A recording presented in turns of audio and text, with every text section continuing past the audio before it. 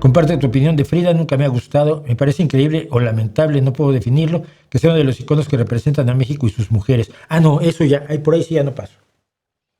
Que represente la pintura mexicana, lo he discutido con gente como María Izquierdo, que me parece una pintora infinitamente superior, y en cuanto a su emoción, incluso a Nahui Olin, aunque Nahui Olin es más primitivista en su pintura.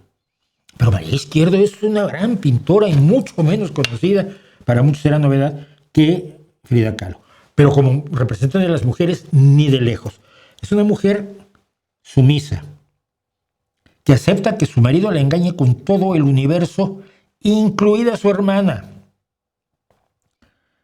Que cuando no me acuerdo si fue Benita Galeana, una mujer que había peleado en la Revolución, le dijo que era imposible que estuviera aguantando esto, que tenían que matar a Diego. Y allí en la casa de Coyoacán, esta mujer que había sido de armas tomar en la Revolución, estaba con una piedra esperando que se abriera la puerta y entrara Diego para rajársela en la base del cráneo y matarlo.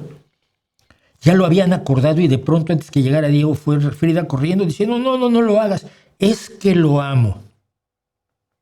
También lo amaba tanto como para luego ella ser amante de Trotsky, pero es otra historia.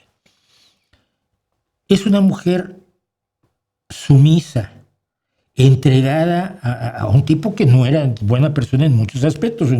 Ideológicamente estaba muy bien y un gran pintor, no lo dudo. Soy admirador de la pintura de Diego, pero el feminismo tiene su contraparte en la actitud que tuvo siempre ante la vida Frida Kahlo, sobre todo ante Diego Rivera, ¿no? Entonces, no se la vendan nunca a las mujeres como un ejemplo de mujeres, ¿eh?